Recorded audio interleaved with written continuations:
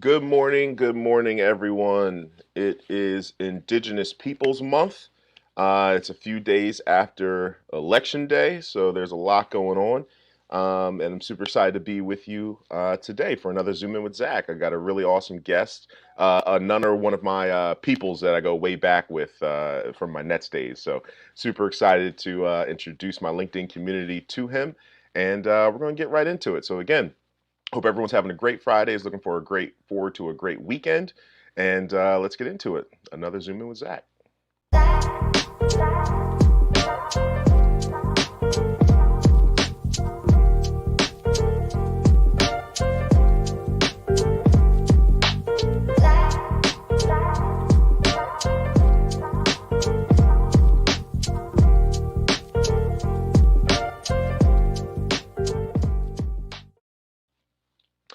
Again, welcome everyone to another episode of Zoom In with Zach. I have a great quote here on the screen. If your dreams don't scare you, they aren't big enough. And since I've been an entrepreneur, I've kind of lived by that motto and have kept shooting for bigger and bigger things. I actually did not want to have my own show, but as you can see, we're 25 episodes in, so had to dream big. And again, as I mentioned before, it is Indigenous Peoples Month. So, folks, make sure you actually check out the Demystifying Diversity podcast. I'll actually pop that up on the screen. The first episode just came out November 2nd, and the first two episodes are about Indigenous resilience and Indigenous culture. So, some really good knowledge. It would be a great thing to check out this month. And of course, I want to introduce you to my guy, my guest for today, the one and only Mr. Adam Metzendorf. Adam, what's up, man?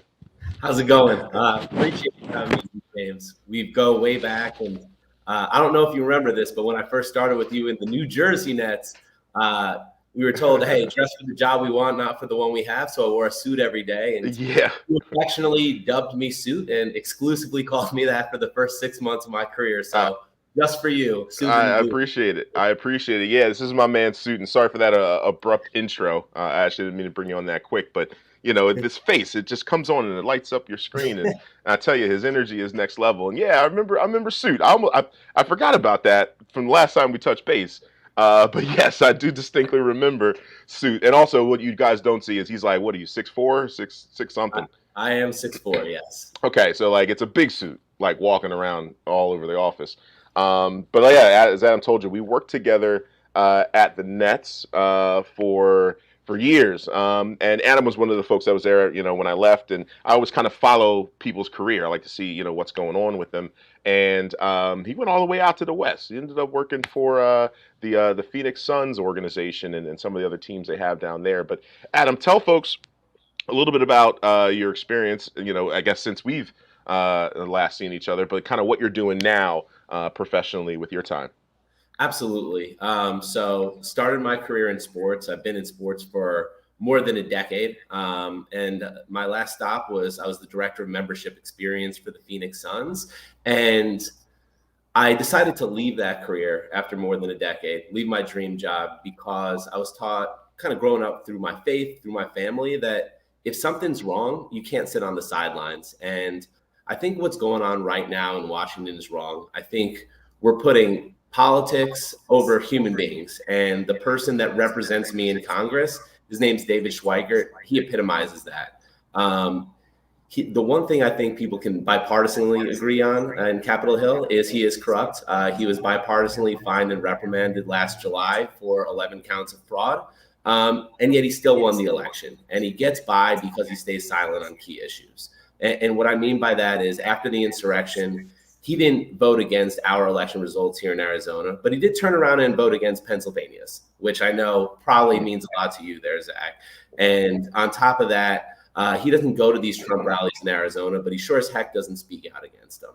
And especially growing up as a Jew, I know how dangerous silence is, and I think silence is culpable. And that was enough for me where I couldn't sit idly by anymore. I left everything I know because I want to make a change. And I think what I did, particularly at the Suns, uniquely qualifies me to do so. And what I mean by that, I said I was director of membership experience. For those of you watching this that aren't familiar with what that means in sports, I oversaw our entire member base. And that ranges from our WNBA team, the Phoenix Mercury, to our indoor football team, the Arizona Rattlers, and obviously the Phoenix Suns as well. And if you think about that as a constituency base, that's the entire political gamut. And I was responsible for retaining these people, maintaining a relationship, and even building on that during a pandemic when people are doing real things outside of what's going on with their sports tickets. And so through that, you're on the phone with people, literally could be back to backs with completely different things that they want to talk about. For instance, I can have one phone call where someone is pretty upset that we're bringing people back to games in the middle of a pandemic. Very next call, someone could be livid that we are requiring masks at these games. Or people that were really applauding some of the things we were doing in our community in terms of social justice and asking, why couldn't we do more? Then there were calls where I actually had to jump on the phone with people that wanted a refund because that Black Lives Matter on the court. And how do you get through to all of those people with all of those different opinions? You get on the phone, you listen to people. And what I found was if people feel like their perspective's heard, if people feel like they met where they are, they listen to you and they hear your perspective and they move forward with you. Does everyone agree on everything? Absolutely not.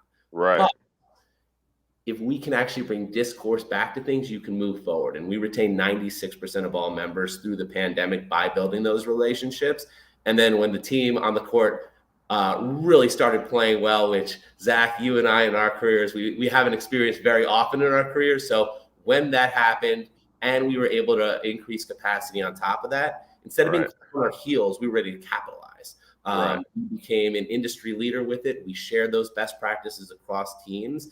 And I think you need the ability to listen, work with people, talk across the aisle and collaborate. And that's what I can bring to this seat that hasn't been here in a long time. And with that, you can make change, you can bring progress. And it was enough for me to leave everything to make this difference. So I will say this already. It's hard to stop listening when you start talking. You have that gift. I didn't want to interrupt by putting this graphic up on the screen earlier, but I will put it out now. And I'm super excited to tell people how proud I am of you, especially when I first saw that you were going to be running for Congress. I was like, wait, Adam? Like I did, and in my brain, I didn't say suit. I was like, Adam. And now I'm like, wow, it's suit. I'm like, yo, I'm just so happy for you, man. And it's you made a really good point there. Cause like, I mean, from my time when I was at the Nets, I did sales, but I also did customer service. I also did retention of clients. And I did that at a time period where a lot of people had a lot of different opinions, which is pretty much really all the time. But specifically, you're moving to Brooklyn, you should be staying in New Jersey, and the cost should be this. And, we had some battles on the phone. And I didn't really equate that to politics the way that you just did. And now a light bulb went off. I was like, well, actually, yeah. Like you were actually uniquely qualified to deal with people who have varying opinions and bring them to a resolution where they're happy and everything can actually move forward peacefully. Like it's a very difficult thing to do. But in our line of work, we actually had to do that on a daily basis. So I'm glad that you said that. So folks who are your constituency is in Arizona, right? You're based out in Zona, and I know with this digital landscape, I know a lot of my audience is East Coast. But like, how could someone out this way be of assistance to you or help you or further some of the work you're trying to do? What's the best way for folks to do that? Absolutely. So before I go into how people could help, I think the why people should want to help. I'm going for a federal seat here. And with the landscape the way it is, with how narrow the margins are in the U.S. House of Representatives, which is the position I'm going for, I think that I'm to the ability to unseat a 6-term incumbent Republican that, again, stays silent on issues, consistently votes down party lines. Electing me and helping me get elected doesn't just affect constituents in Arizona. It affects the entire country. Think about the votes that I can take that he's not taking. Think about the progress that we can make. And I think that those are some big points, and specifically how that helps Arizonans, but I think also helps the entire country is where I want to focus on the economy and creating jobs. I want to focus around climate change. particularly around solar. No disrespect to New Jersey, but they should not be ahead of Arizona with all of our sunlight when it comes to solar, and also water conservation. Water is a bigger issue than people talk about. And if I can get in there, I can collaborate just like I did with WNBA teams, NBA teams, and across different franchises. I want to start a Southwestern State Water Caucus where we can solve our water issues together. And the last thing is healthcare. I want to bring more transparency to it and access to it. And I think that those resonate not just across the board bipartisanly, but across the country. Now, in terms of how people can help out, it's a lot like a startup. So this first quarter is about raising money. And the reason money is important is because it pays for my staff. I'm the only person on the team, and rightfully so, that will not be taking a salary over the next year. But you have to have a good staff around you, because if you're the smartest person in the room, you're in the wrong room. And to afford people smarter than you, you have to pay for that. You have to pay to get the word out through marketing, through the literature that we're going to have to go knock doors. You want to help provide that viability. And then once we get closer and closer to the election, Maricopa County, where Phoenix, Scottsdale, where I am, is going to be one of the most expensive media markets. And you want to not only create name recognition for you and show the contrast between you and your opponent, but you want to be able to compete for those TV dollars, because there's also going to be a gubernatorial race going on and a senatorial race going on at the same time. So donating is big. And the way you can do that is by going to Metzendorf4Congress.com.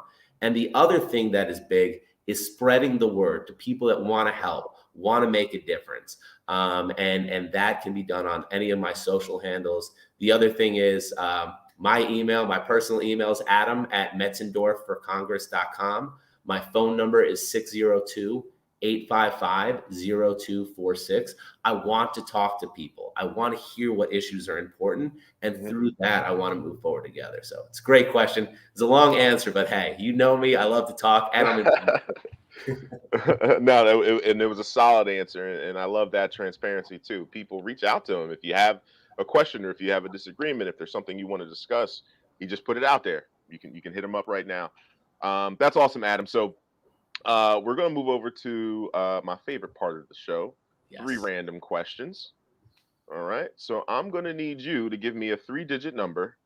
The numbers cannot be the same. And I'm going to give you 3 questions that correspond with those numbers. Cool. What is your number? I got to go with the area code of Scottsdale, Arizona, which is 602. Okay. I figured it was going to be some sort of Arizonian number, but Scottsdale, okay. Scottsdale's a 602.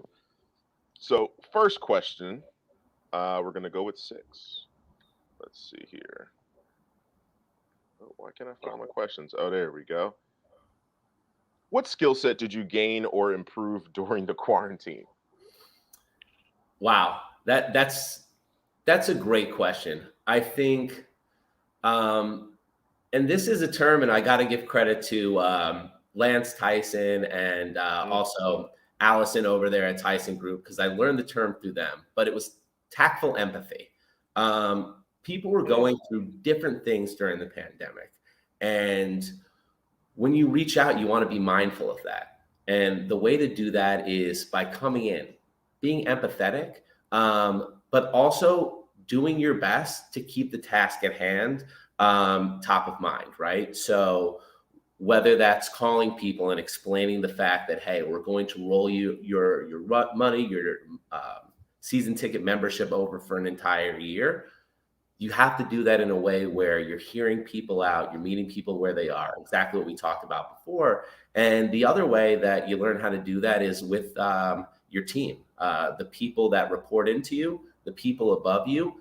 How are you there for them? And really show that this is not just about the business you're in. This is not about the bottom line. This is about human beings and improving the quality of life. And it's something that I've always embraced. And I think that's what made it a little bit easier for me during the pandemic. But it was about, I really, really honed in on my ability and sharpened my skill set to empathize with people around me, make sure that they knew that they mattered to me, and that for us to move forward, which was necessary, it took us doing it together. And I adopted a phrase that Devin Booker heard originally from Kobe Bryant, which was "be legendary."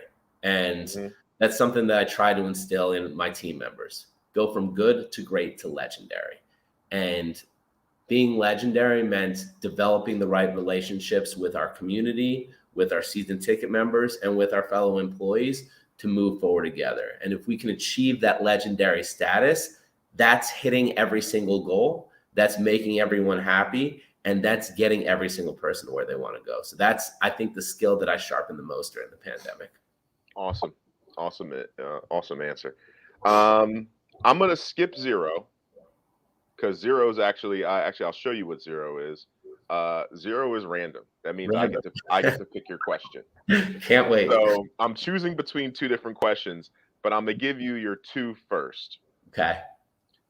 So if you could work in any other industry or job, what would it be and why? And the weird thing is because let's say if I asked you this as you're working in basketball, your answer might be, "Oh, I think I might get into politics," and Right. actually, it happens. So it's Right. not that weird.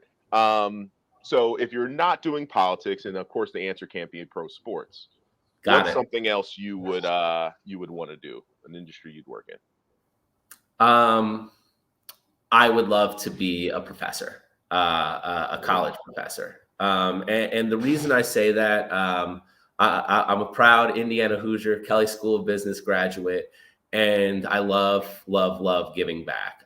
So in New York, I was on the alumni board, and as a member of the board, I was the chairman of what we had. It was called Big Apple Big Ten, which was made up of all 14 delegates from all 14 Big Ten schools.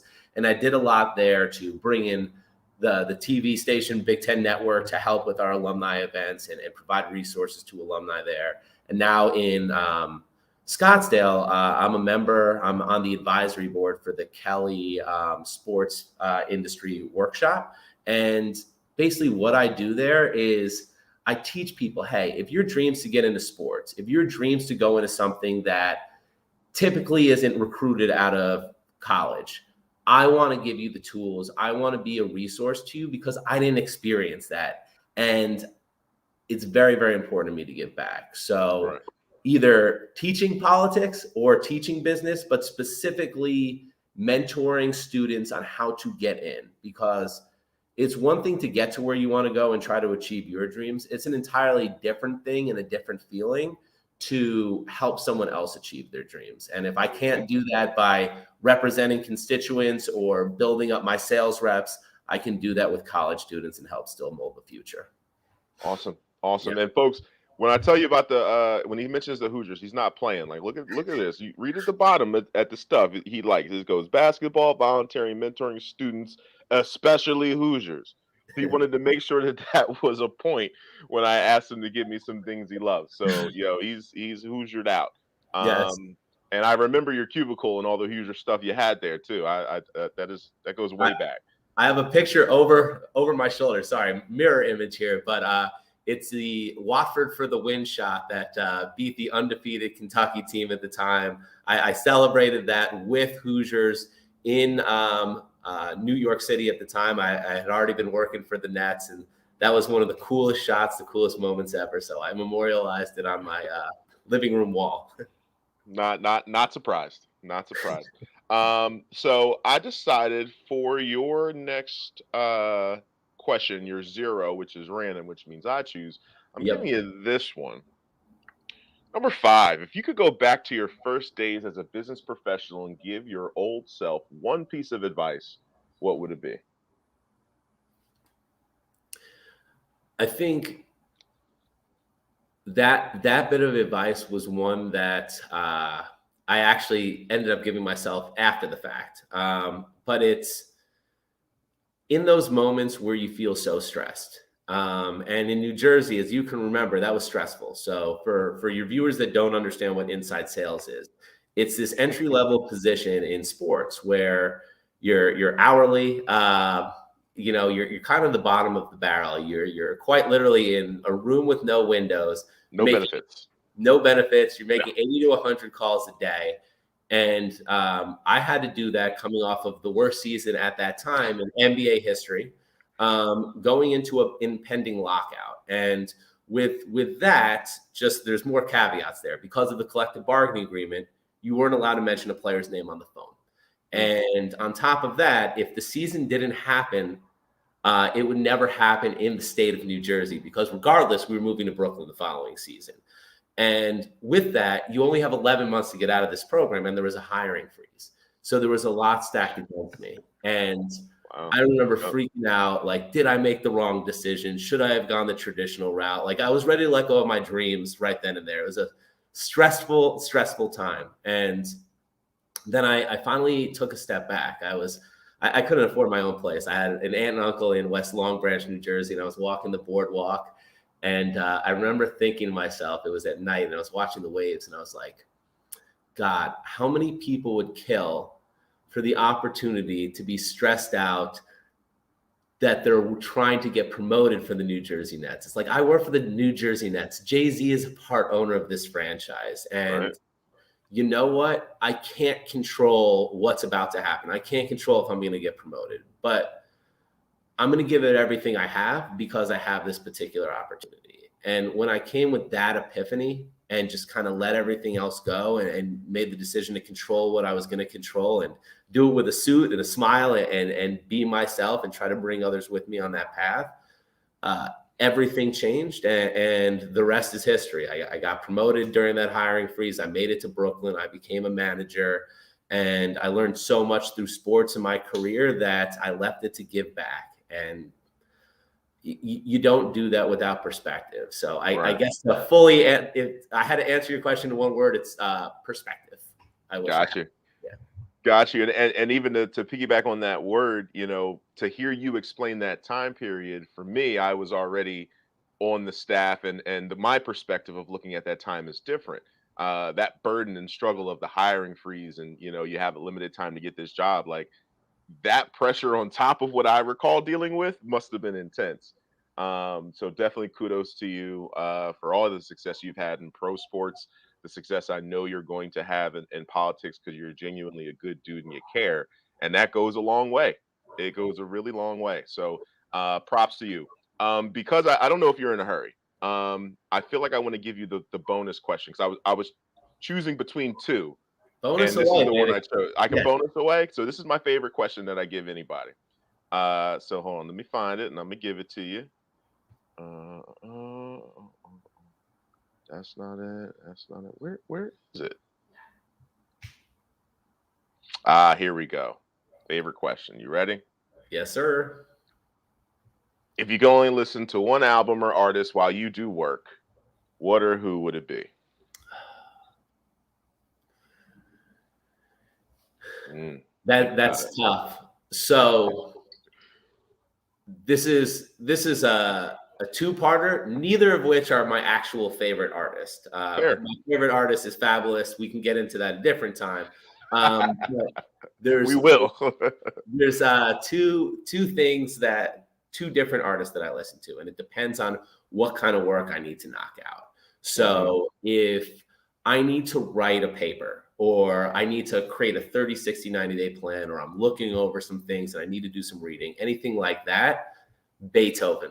I listen to Beethoven. I download any symphony off of Apple Music, and I listen to it. It just gets me in a zone where I'm able to calm down and get done what I need to get done.